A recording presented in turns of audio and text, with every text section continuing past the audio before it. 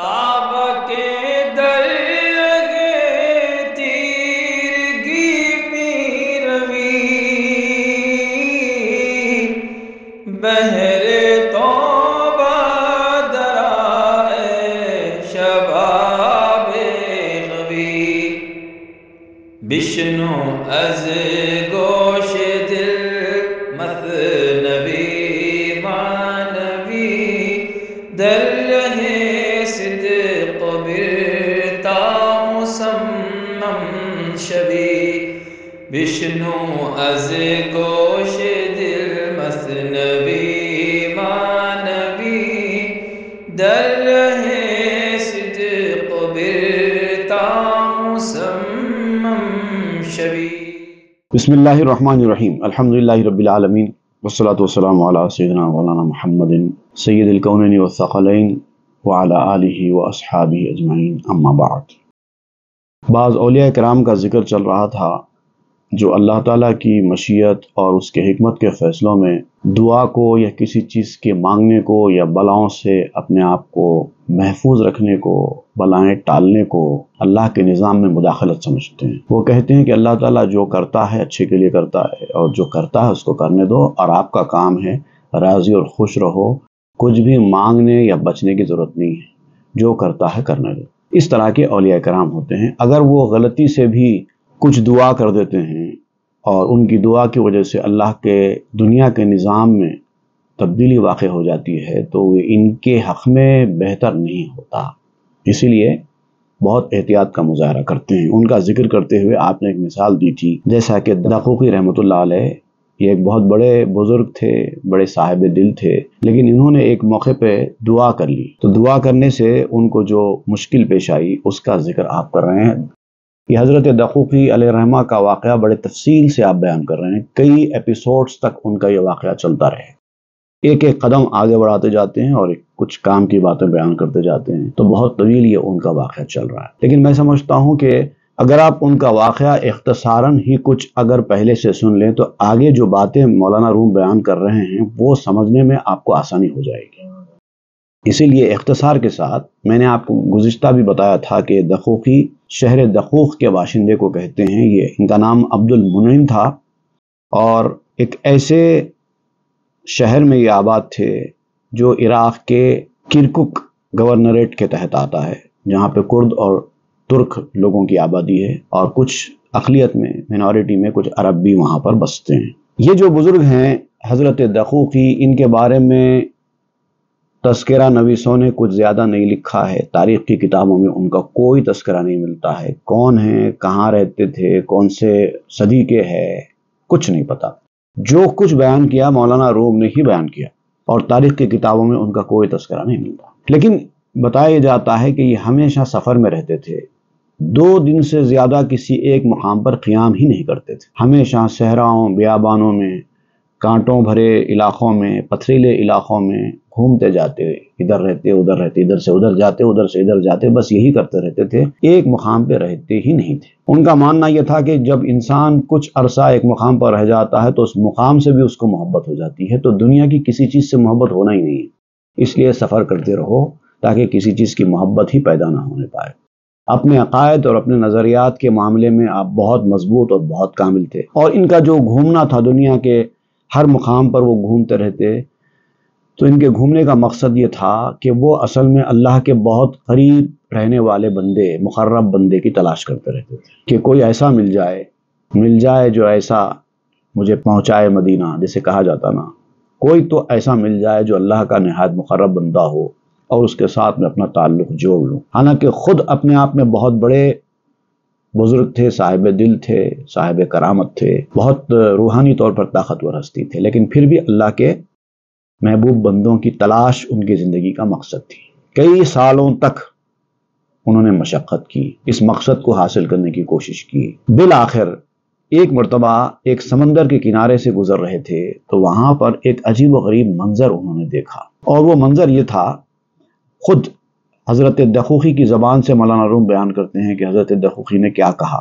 حضرت دقوقی نے بیان کیا کہ میں نے اچانک 7 چمکتے ہوئے چراغ دیکھے جو سمندر کے بیچ انگریزی والا بیچ، اردو والا بیچ نہیں، جو ساحل رہتا نا، ساحل سمندر، اس کے ایک کنارے پر جو ان کو یہ منظر دکھائی دیا، ایک فاصلے پر، سمندر کے کنارے سے ایک فاصلے پر انہوں نے دیکھا کہ 7 چمکتے ہوئے چراغ ہیں، 7 چراغ ہیں جن سے روشنی نکل رہی ہے، اور وہ روشنی نکل کر آسمان تک جا رہی ہے، چراغوں سے نکل کر روشنی آسمان تک پہنچ رہی ہے۔ تو آپ کو تعجب ہوا، آپ نے سوچا کہ یہ کیا ہوگا، ایسا منظر کیوں ہوگا، یہ کون سی قندیل ہے، کون سا چراغ ہے، اور یہ روشنی ان چراغوں کے اندر کہاں سے آ رہی ہے۔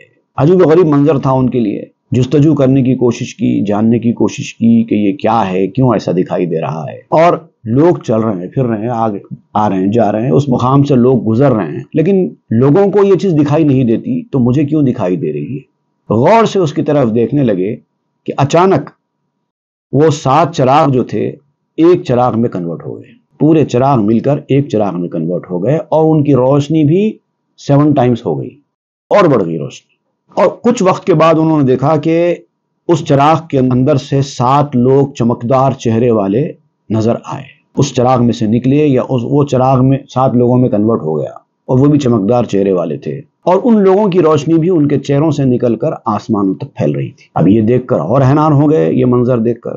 اس کے بعد کچھ دیر کے بعد وہ 7 لوگ ان کے سامنے آ کر کھڑے ہو گئے، ان کے قریب میں آ گئے، اور جیسے ہی ان کے قریب میں آ گئے اچانک ایک بڑے جھاڑ میں تبدیل ہو گئے، اور اس کے پتے بہت بڑے بڑے تھے، اور اس جھاڑ کے اندر بے شمار میٹھے پھل لگے ہوئے تھے۔ پھر ان کے ذہن میں خیال آیا کہ اتنا بڑا جھاڑ ہے، ایسے بڑے بڑے پتے ہیں، ایسے میٹھے پھل ہیں، اور لوگ اس جھاڑ کے آس پاس سے گزر رہے ہیں، لیکن کسی کو یہ جھاڑ دکھائی نہیں دیتا۔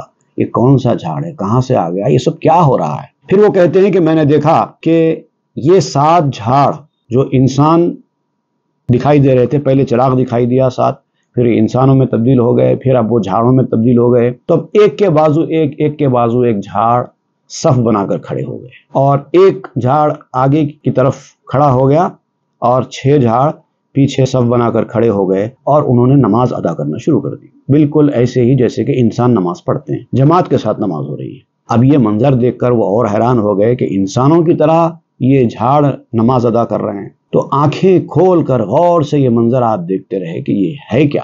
پھر ان کی نماز ختم ہوئی تو آپ ان کے قریب گئے اور ان کو سلام کیا، السلام علیکم، تو انہوں نے دقوقی رحمۃ اللہ علیہ کا نام لے کر ان کے سلام کا جواب دیا، وعلیکم السلام دقوقی۔ اس پر وہ اور حیران ہو گئے، اب دل میں سوچنے لگے کہ ان کو میرا نام کیسے معلوم ہوا، یہ لوگ مجھے کیسا جانتے ہیں۔ ابھی یہ دل میں خیال ہی گزر رہا تھا ان کے کہ یہ مجھے کیسا جانتے ہیں، میرے نام کے بارے میں کیسا ان کو پتہ چل گیا ہے۔ اب یہ اس سے پہلے کہ کچھ پوچھتے ان سے آگے بڑھ کر، انہوں نے جواب دیا، حیران کیوں ہوتے ہو دقوقی، کیا تم نہیں جانتے جو نور والے لوگ ہوتے ہیں وہ لوگ لوگوں کے دل اور لوگوں کے دماغ میں گزرنے والے خیالات کو بھی پڑھ لیتے ہیں، اور دنیا کے رازوں کو بھی جان لیتے ہیں، کیا تمہیں پتہ نہیں ہے؟ پھر آپ کہتے ہیں کہ ان لوگوں نے مجھ سے کہا چلو آؤ ہم سب مل کر نماز پڑھتے ہیں جماعت کے ساتھ، ہم جماعت بنائیں گے اور تم امامت کرنا۔ حضرت دقوقی نے رضامندی ظاہر کی، پھر حضرت دقوقی نماز کی امامت کرنے کے لیے آگے بڑھے، یہ لوگ ان کے پیچھے صف بنا کر کھڑے ہو گئے۔ اب آپ کہتے ہیں کہ جب نماز شروع ہوئی تو نماز کے دوران میری نظر سمندر کے اوپر پڑی، سمندر کی لہروں پر پڑی، تو میں نے دیکھا کہ ایک بڑا جہاز ہے جو سمندر کی بڑی بڑی لہروں کے بیچ میں گھرا ہوا ہے، پھنس گیا ہے، اور طوفان تھا، سمندری طوفان جو اس جہاز کے اوپر حملہ کر رہا ہے۔ ایسا منظر تھا کہ وہ جہاز میں لوگ بھی سوار ہیں، کافی لوگ اس جہاز کے اندر سوار ہیں، اور فل گرم طوفان آ گیا ہے، پوری لہریں جہاز کے اوپر حملہ آور ہو رہی ہیں، اور لوگ خوف کے مارے چیخیں مار رہے ہیں، جہاز میں سوار لوگ، اور ہوائیں چل رہی ہیں، طوفانی ہوائیں، اور ایسی آواز، خوفناک آواز ہواؤں کی کہ ایک عجیب و غریب قیامت کا سا منظر ہے۔ اب جیسے ہی ان کی نظر اس کیفیت کے اوپر پڑی، چونکہ ان کا منہ سمندر کی طرف ہی ہے، قبلے کی طرف منہ کر کے نماز پڑھ رہے ہیں، تو قبلہ سمندر کی جانب تھا، سمندر کے طرف منہ کر کے نماز پڑھ رہے تھے، اور سامنے یہ منظر دیکھ رہے تھے۔ اب جب انہوں نے دیکھا کہ تباہی مچ رہی ہے اور جہاز میں سوار لوگ چیخیں مار مار کر رو رہے ہیں، پریشان ہیں، تو نماز کے دوران ان کے اندر ایک عجیب قسم کی رقت طاری ہوئی، ایک رحم دلی کے جذبات پیدا ہوئے۔ اب ان لوگوں کی زندگیوں کے بارے میں آپ سوچنے لگے۔ ایسے ماحول میں تو شریعت اجازت دے دیتی ہے کہ نماز توڑ کر کسی کی زندگی بچائیں، لیکن اب یہ لوگ نماز توڑ کر زندگی بچانے کے موقف میں تو ہے نہیں، کیونکہ معاملہ سمندر کے بیچ میں پیش آ رہا ہے۔ یہ تو ساحل پر کھڑے ہیں، اس بڑے جہاز کو یہ لوگ کیسے بچا سکتے ہیں؟ ویسا تو ممکن نہیں تھا، لیکن ایک عجیب قسم کی جو ہے کیفیت آپ کے اوپر طاری ہو گئی۔ تو حالت نماز میں آپ نے اللہ تعالیٰ سے گڑ گڑا کر دعا کر دی، پروردگار ان کو بچا لے، اتنے سارے لوگ تڑپ رہے ہیں، پریشان ہیں، اپنی زندگی سے مایوس دکھائی دیتے ہیں، رو رہے ہیں، چلا رہے ہیں، صحیح سلامت ان کی کشتی کو ساحل سے لگا دے۔ دعا کرنے لگے۔ جیسے ہی انہوں نے یہ دعا کی، ان کی دعا قبول ہو گئی، اور سمندر کا جو طوفان تھا وہ طوفان تھم گیا، اور پھر ان لوگوں کا جہاز ساحل کے کنارے آ گیا، صحیح سلامت نیچے اتر کر آ گئے۔ ان کی نماز ختم ہوئی، انہوں نے سلام پھیر دیا۔ جیسے ہی سلام پھیرا، پیچھے سے آواز آنے لگی، مطلب جو لوگ 7 لوگ جن کے پیچھے نماز پڑھ رہے تھے، انہوں نے آپس میں گفتگو شروع کی کہ ان لوگوں کو بچانے کے لیے دعا کس نے کی، اللہ تعالیٰ کے کام میں مداخلت کس نے کی، کس میں اتنی ہمت ہوئی کہ وہ ایسی دعا کرے کہ اللہ کے نظام میں مداخلت کرے۔ 7 لوگ ایک دوسرے سے پوچھنے لگے کہ تم نے کی کیا، تم نے کی کیا، تم سب کہنے لگے ہم نے نہیں کی، ہم نے نہیں کی، ہم نے نہیں کی۔ آخر میں ایک صاحب جو تھے ان میں سے، انہوں نے کہا کہ نہیں، میں جانتا ہوں یہ امام صاحب کی کارستانی ہے، انہوں نے دعا کی ہے، اس لیے ایسا ہوا ہے۔ اب جیسے یہ گفتگو ان کے کان پہ پہنچی، اب ان کی تو پیٹھ تھی نا پیچھے، یہ فوری پلٹ کر کچھ کہنا چاہتے تھے، مصلیوں کی طرف پلٹے، پلٹ کر دیکھا تو پیچھے کوئی بھی نہیں، سب جا چکے ہیں۔ اب حضرت دقوقی کہتے ہیں کہ نماز ختم ہونے کے بعد میں نے ان کو بہت تلاش کیا، کئی سال گزر گئے کہ وہ کون لوگ ہیں، کیا کہہ رہے تھے، کیوں آئے تھے، یہ سارا منظر کیا تھا۔ آج تک میں ان کو ڈھونڈنے کی کوشش کر رہا ہوں، لیکن مجھے آج تک ان کا نشان نہیں ملا۔ یہ ہے اصل واقعہ حضرت دقوقی کا، جو مولانا روم اس واقعے کو کئی ایپیسوڈز میں بیان کریں گے، اور ہر وقت ایک نئی نئی باتیں آپ کے سامنے آتی جائیں گی۔ دقوقی داشت خش دیبا جائے، عاشقو صاحب کرامت کھا جائے۔ دقوقی ایک اچھے نورانی چہرے والے انسان تھے، ان کا مزاج، ان کی طبیعت، ان کی شکل و صورت ہر اعتبار سے بڑے اچھے تھے، عاشق تھے، عاشقوں کے زمرے میں تھے، عاشقوں کی فہرست میں ان کا نام تھا، اور صاحب کرامت سردار خواجہ تھے۔ برزمی میشد چو مہ بر آسماں، شب رواں را گشت ازو روشن رواں۔ زمین پر وہ اس طرح تھے جیسے آسمان پر چاند ہوتا ہے، ان کی شخصیت ایسی تھی اس زمین پر جیسے آسمان پر چاند ہوتا ہے۔ اندھیروں میں چلنے والے لوگ، گمراہی کے راستوں پر جانے والے لوگ ان کی وجہ سے ہدایت کا راستہ پاتے تھے، ان کی وجہ سے ان کو ہدایت کی روشنی ملتی تھی۔ در مقام مسکن کم ساختے، کم دروس اندر دہے انداختے۔ وہ ایک مقام پر بہت کم ٹھہرتے تھے، ایک گاؤں میں جاتے تو وہاں پر اپنا ڈیرا ڈالتے قیام کرنے کے لیے، 2 دن سے زیادہ نہیں ٹھہرتے۔ گفت در یہ کھانا گر باشم دروز، عشق عام اسکن کنت در من فروز۔ وہ کہا کرتے تھے کہ اگر میں 2 روز بھی کسی ایک گھر میں رہوں گا تو اس گھر کی محبت میرے اوپر طاری ہو جائے گی، اور وہ میں نہیں چاہتا کہ اللہ کے سوا کوئی اور میرے دل میں بسے، گھر کی محبت بھی نہیں آنا چاہیے۔ عزت المسکن احاذرھا انا، انقلی یا نفس سافر للعنا۔ میں ایک جگہ ہمیشہ قیام کرنے، اقامت اختیار کرنے کی عزت سے بچنا چاہتا ہوں، یہ عزت مجھے نہیں چاہیے۔ یہاں پر لفظ عزت آپ استعمال کر رہے ہیں، یہ ایک محاورتن ہے۔ میں ایک گھر میں رہنے کی عزت سے بچنا چاہتا ہوں، یہ عزت مجھے نہیں چاہیے۔ اے میرے نفس، مشقت کی خاطر سفر کر اور ایک جگہ سے دوسری جگہ منتقل ہو جا، ایک مقام پہ ٹک کر مت رہ، نکلتا رہ، سفر کرتا رہ۔ لا اعود خلق قلبی بالمکان، کہ یکون خالصا فی الامتحان۔ میں اپنے دل کے اخلاق کو، جو اخلاق دل ہوتے ہیں، اس کو مکان کا عادی نہیں بنانا چاہتا۔ انسان جو کام ہمیشہ کرتا رہتا ہے اس کی عادت اس کو ہو جاتی ہے۔ تو میں اپنے دل کے اخلاق ایسے کسی چیز کی عادت والے بنا کر خراب کرنا نہیں چاہتا، کیونکہ جب آزمائش ہو تو یہ خالص بن کر سامنے آئے۔ آزمائش کے دوران ایسے اخلاق رکھنے والا، عادت والے اخلاق رکھنے والا پریشان ہو جاتا ہے۔ روز اندر سیر بت، شب در نماز، چشم اندر شاہ باز او ہم چوباز۔ وہ دن کو سفر کرتے رہتے اور رات کو نماز میں رہتے، دو ہی کام تھے ان کا، دن بھر سفر کرتے رہنا، رات میں عبادت میں مشغول رہنا۔ ان کی آنکھیں اس شاہ کے دیدار میں ہمیشہ کھلی رہتی تھی، جیسے کہ باز کی آنکھیں ہوتی ہیں، ہمیشہ اپنے شکار کو دیکھنے کے لیے ڈھونڈتی رہتی ہیں۔ منقطع از خلق نہ از بدخوئی، منفرد از مرد و زن نہ از دوئی۔ وہ اللہ کی مخلوق سے الگ تھلگ رہتے تھے، لوگوں سے میل جول نہیں رکھتے تھے۔ ان کی بدمزاجی یا بد اخلاقی کی وجہ سے نہیں تھا، ایسا نہیں تھا کہ وہ کسی سے ملنا نہیں چاہتے یا لوگوں سے میل جول ان کو پسند نہیں ہے، ایسا نہیں تھا، بلکہ خاص مقصد کے تحت وہ کرتے تھے۔ اور وہ نہ عورتوں سے نہ مردوں سے، کسی سے ان کا دنیا میں کوئی واسطہ نہیں تھا۔ یہ جو ان کا واسطہ نہ رکھنا تھا، یہ کسی دوئی کی وجہ سے نہیں تھا، وہ مغایرت کی وجہ سے نہیں تھا، بلکہ اپنے مقصد کے لیے تھا۔ مشفق بر خلق و نافع ہمچو آپ، خود شفیع بد دعائش مستجاب۔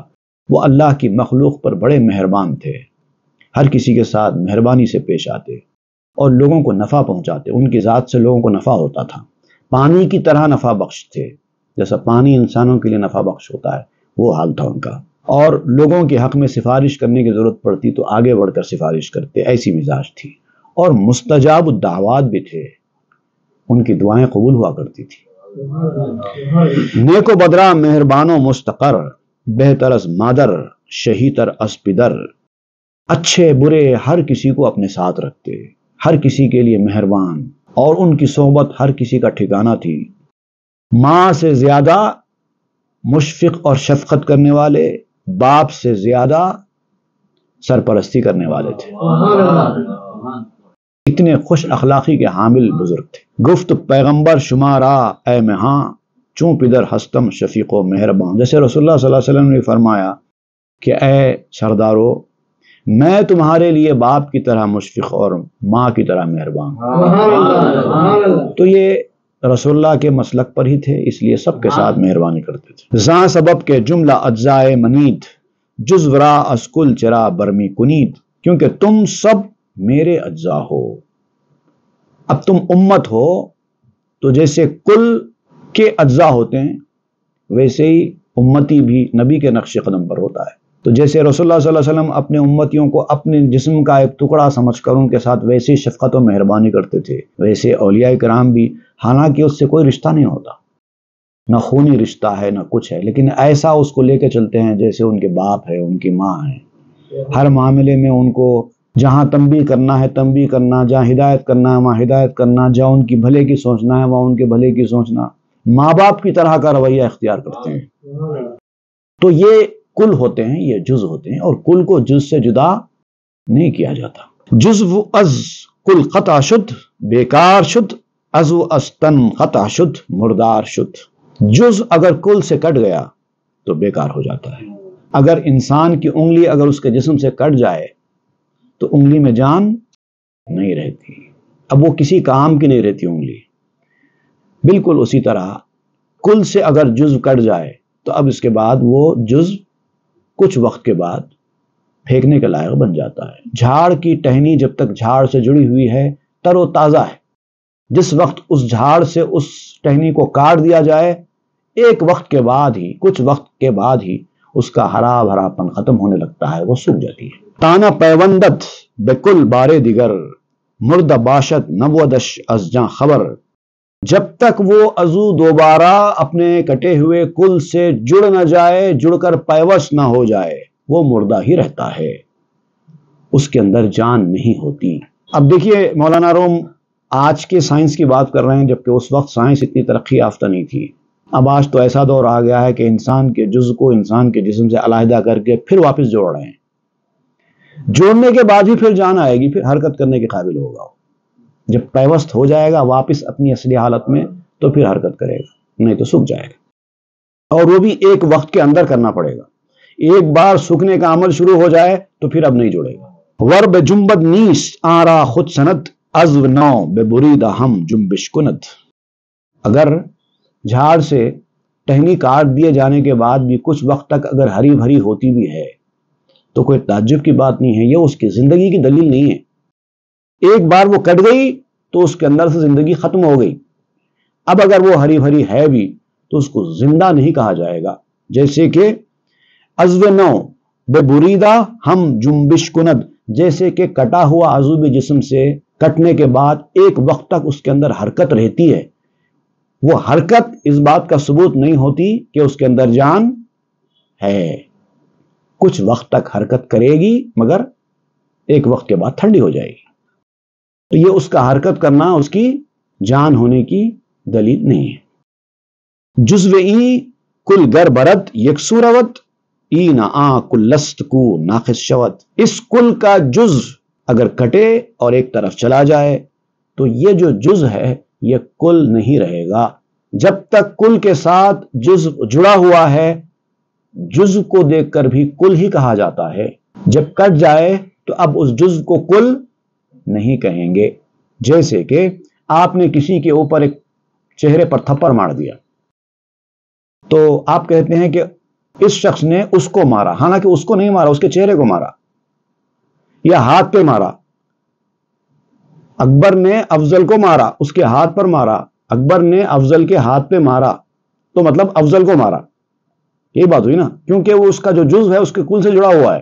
ہاتھ پہ مارا کا مطلب اسی کو مارا کیونکہ اس کا جز کل سے جڑا ہوا ہے۔ اگر اس کا ہاتھ کٹ جائے اور ہاتھ پہ مارے تو کوئی یہ نہیں کہے گا کہ اکبر نے افضل کو مارا، کیونکہ جز کل سے کٹ گیا ہے۔ تو کل اس وقت تک ہی کہلائے گا وہ جب وہ کل سے جڑا ہوا ہو، جب کل سے کٹ جائے تو اب جز کو کل نہیں کہتے۔ خط و وصل او نہایت در مقال، چیز ناقص گفت شد بہر مثال۔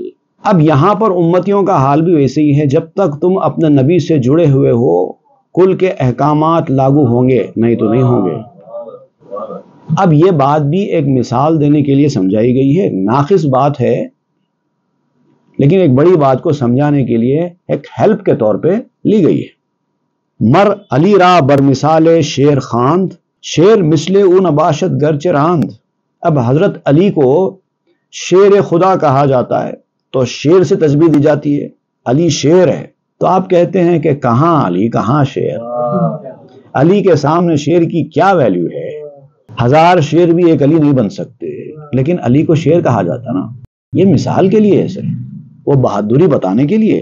از مثال و مثل و فرق آبراں جانب قصہ دقوقی اے جواں۔ اب یہ مثال مثل، اب یہ چیزوں کو بھی رہنے دو، اب اس کے فرق کو صرف چلتے چلتے سمجھا دیا گیا۔ اب آؤ دقوقی کے واقعے کی طرف، کیا ہوا اس کے بعد۔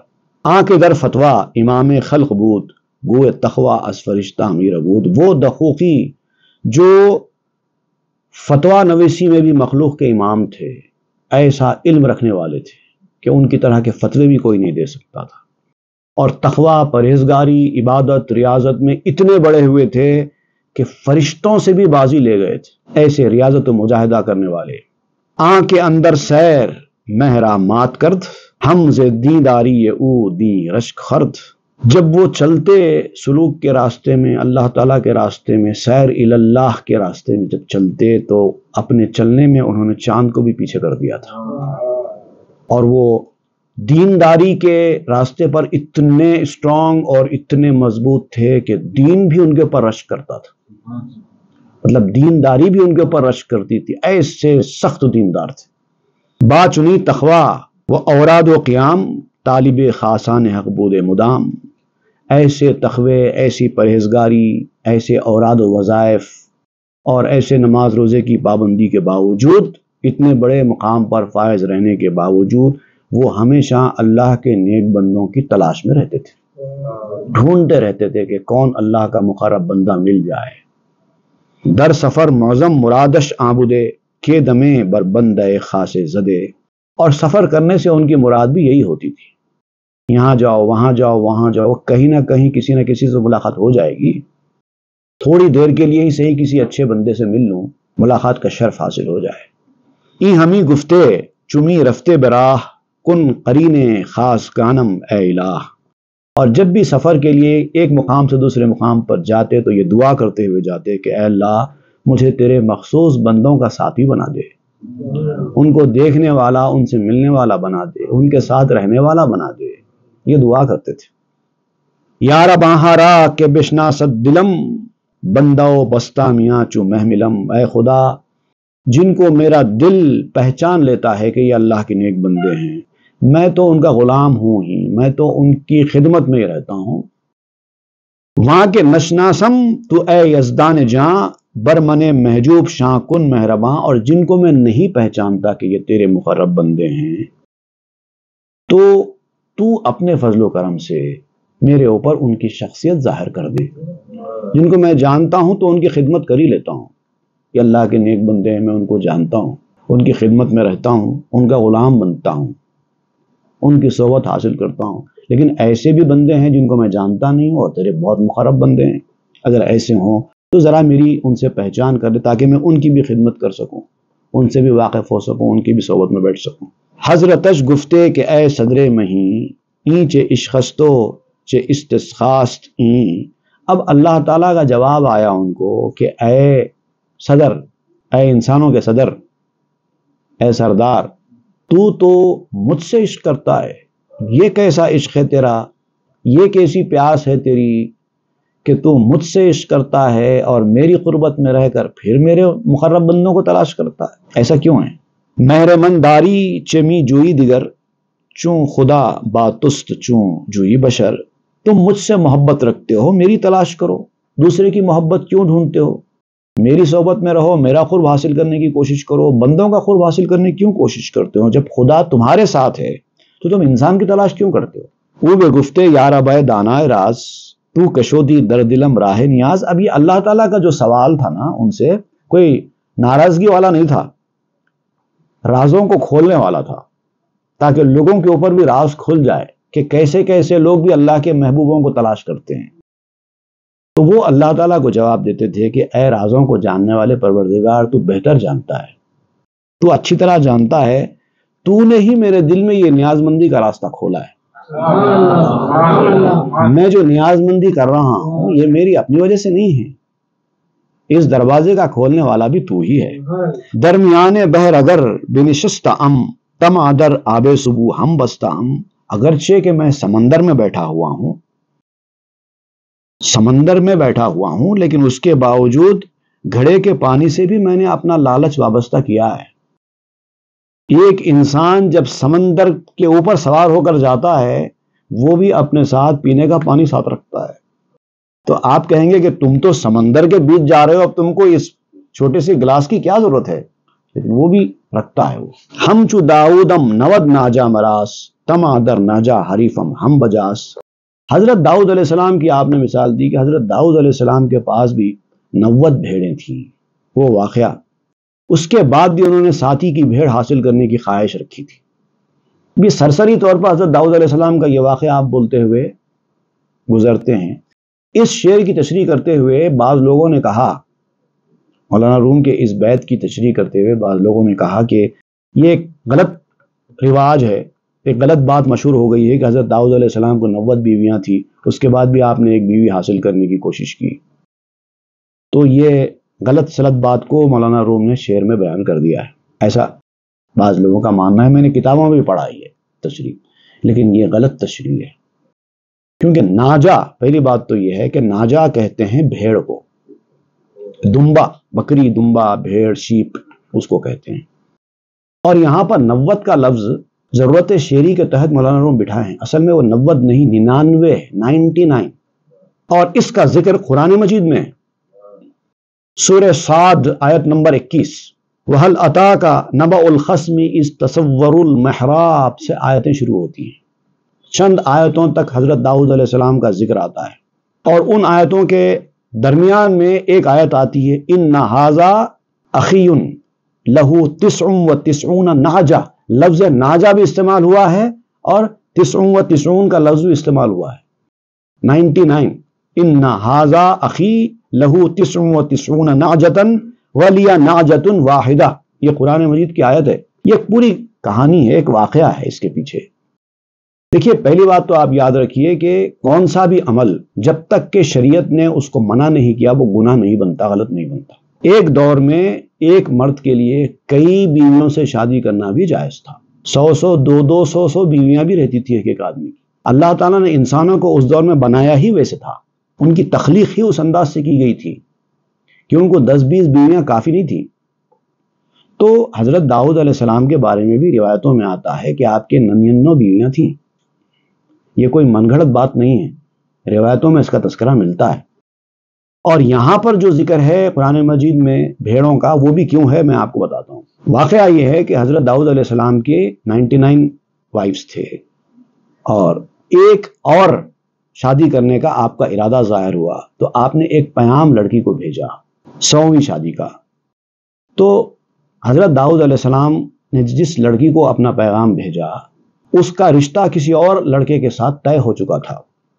جس وقت آپ نے پیغام بھیجا، حضرت داؤد علیہ السلام کو پتہ نہیں تھا، شاید پتہ نہیں تھا، تو اس لیے آپ نے وہ پیغام بھیجا۔ تو اب چونکہ داؤد علیہ السلام کا پیغام آیا ہے، اس لیے ان لوگوں نے کیا کیا، لڑکی والوں نے اپنا پرانا رشتہ توڑ دیا، کیونکہ اب داؤد کے ساتھ شادی ہو رہی تو پھر کسی اور کے ساتھ کیسے کریں؟ اتنی بڑی سعادت مل رہی ہے کہ اللہ کے نبی کے ساتھ، تو ادھر ادھر کون شادی کرے گا؟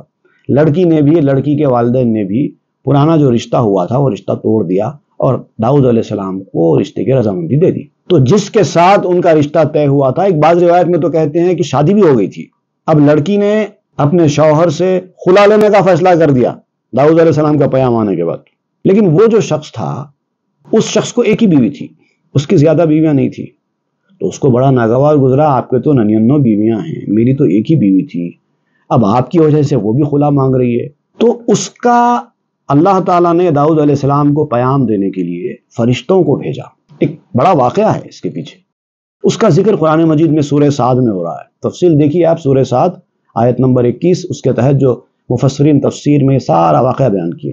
تو فرشتے آئے، جس مسجد میں داؤد علیہ السلام ٹھہرے تھے وہاں پر دیوار پھاند کر کچھ فرشتے آئے، اور آ کر پہلے تو داؤد علیہ السلام گھبرا گئے اس طرح کے ان کے آنے سے، لیکن جب انہوں نے آ کر کہا کہ نہیں آپ گھبرائیے نہیں، ہم ایک مسئلہ پوچھنے آئے ہیں آپ سے، تو انہوں نے مسئلہ پوچھا داؤد علیہ السلام سے۔ یہ مسئلہ انہوں نے ایسے ہی پوچھا، ایک شخص کے پاس 99 بھیڑیں ہیں، شیپس ہیں، اور ایک کے پاس ایک ہی شیپ ہے، اور 99 بھیڑیں رکھنے والا بھی چاہتا ہے کہ وہ ایک بھی اس کے پاس آ جائے، تو کیا ایسا صحیح ہے؟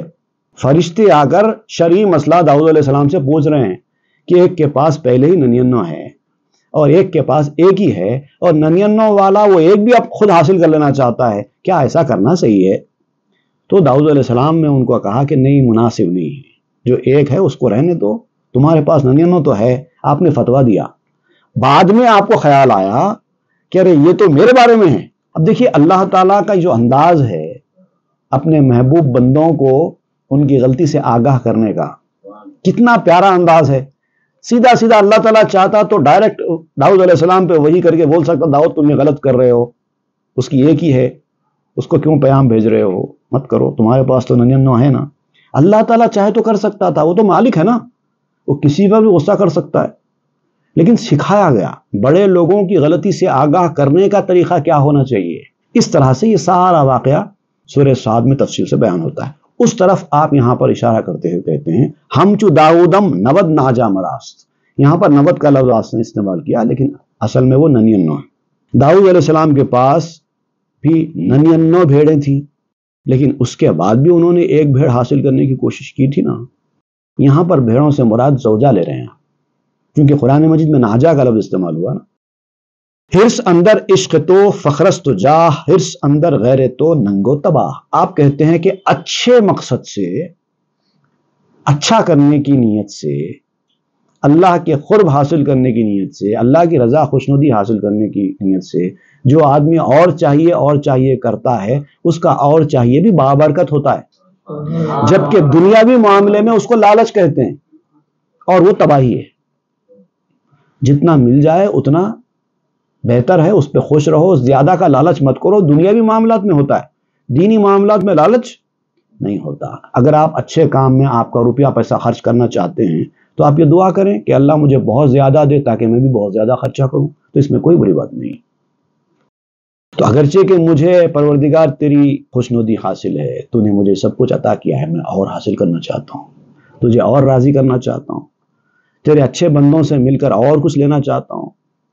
شہوت و حرص نراں پیشی بوت، وان ہیزاں ننگ بد کیشی بوت۔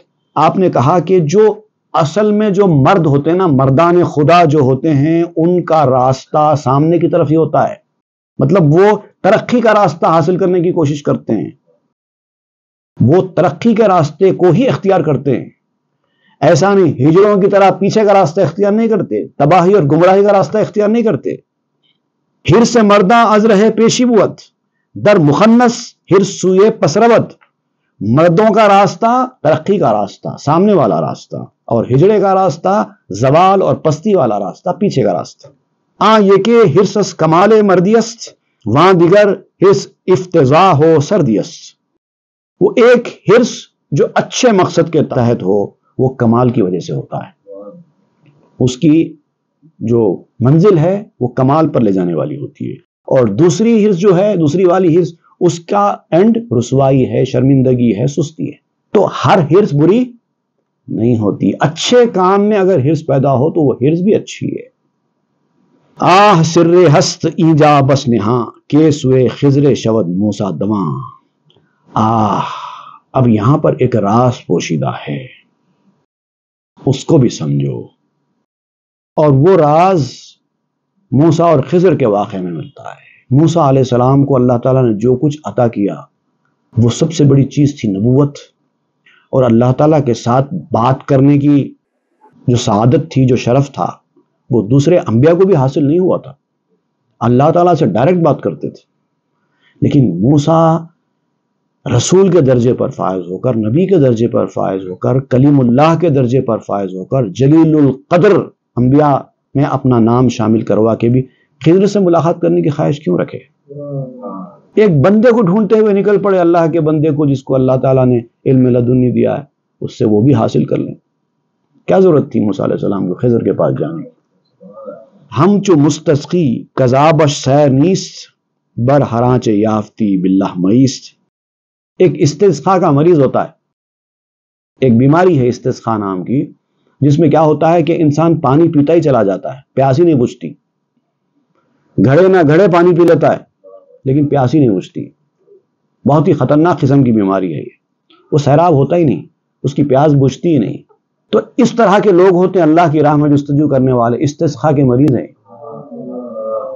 ان کو کچھ بھی مل جائے ان کا پیٹ بھرتا ہی نہیں ہے جستجو کے خوب سے ہے خوب تر کہاں، اور مل جائے اور مل جائے اور مل جائے کرتے رہتے ہیں۔ تو آپ بھی کہتے ہیں بر ہرانچے یافتی باللہ مئیست، خدا کی قسم یاد رکھ بندے، تو نے کچھ حاصل کیا ہے تو اس کے اوپر ٹھہر جا مت۔ مل گیا مجھے، اس راستے میں نہیں چلے گا، دنیا کے راستے میں کرو، مجھے سب کچھ مل گیا، اب مجھے اور کچھ نہیں چاہیے، یہ کرو، لیکن اللہ کے راستے میں ٹھہرنا نہیں ہے۔ ایک منزل پر پہنچ جائے تو اس کے آگے کی منزل کی فکر کرو، وہ منزل بھی مل جائے تو اس کے بعد کی آگے کی منزل کی فکر کرو۔ پوری زندگی ایسا کرتے رہو گے، منزلیں ملتی جائے گی، تب بھی وہ چیز جو ہم کو حاصل ہوں گے تب بھی حاصل نہیں ہونے والی، وہ اتنی زیادہ ہے۔ تو یہاں پر اینڈ نہیں ہے نا، تو جہاں اینڈ نہیں ہوتا ہے وہاں پر رکنے کا بھی سوال پیدا نہیں ہوتا، بڑھتے جاؤ۔ چوں گزشتی زاں دیگر نو تر رسد، یہ کہ بالا تر از وے در رسد۔ اور جب تو اس سے آگے بڑھے گا، ایک چیز حاصل کرے گا، اس کے بعد سامنے دوسری چیز تیرے سامنے رہے گی حاصل کرنے کے لیے۔ اب تو نے یہ حاصل کر لیا، اب اس کے سامنے وہ ہے، وہ حاصل کر رہا، پھر اس کے بعد وہ حاصل کر لے گا، پھر ایک چیز سامنے آ جائے گی، وہ حاصل کر رہا۔ اب دیکھیے دنیا میں انسان تعلیم حاصل کرتا ہے، پہلی جماعت میں، دوسری جماعت میں، تیسری جماعت میں۔ جب تیسری جماعت میں ہوتا ہے تو اس کا مقصد ہوتا ہے میں تیسری جماعت کامیاب کر کے چوتھی میں چلا جاؤں۔ پھر وہ چوتھی میں جب جاتا ہے تو اس کا مقصد بنتا ہے میں چوتھی کامیاب کر کے پانچویں میں جاؤں۔ ایسے ہی وہ ترقی کرتا جاتا ہے۔ اور دنیا کی تعلیم کیا ہے؟ ایک وقت کے بعد ڈگریوں کا حصول ہے نا، یہ صرف ڈگری ہے، ایک وقت کے بعد ڈگریوں کا معاملہ ختم ہو جاتا ہے، رک جاتا ہے۔ آخری کلاس اگر وہ پڑھ لے، اس کے بعد کوئی ڈگری نہ ہو تو وہاں رک جاتا ہے۔ لیکن یہاں پر ایسا نہیں ہے، اینڈلیس ہے، تو رکنے کا کوئی سوال ہی پیدا نہیں ہوتا۔ ایک جگہ مل جائے تو اس سے اونچی جگہ حاصل کرنے کی کوشش کرو، وہ بھی مل جائے تو اس سے بڑی جگہ حاصل کرنے کی کوشش کرو۔ بے نہایت حضرت پستی بارگاہ، یہ بارگاہ لام محدود بارگاہ ہے، انلمیٹڈ بارگاہ ہے۔ کسی چیز کو اپنا اصلی مقام بنا کر بیٹھ جانا نہیں ہے۔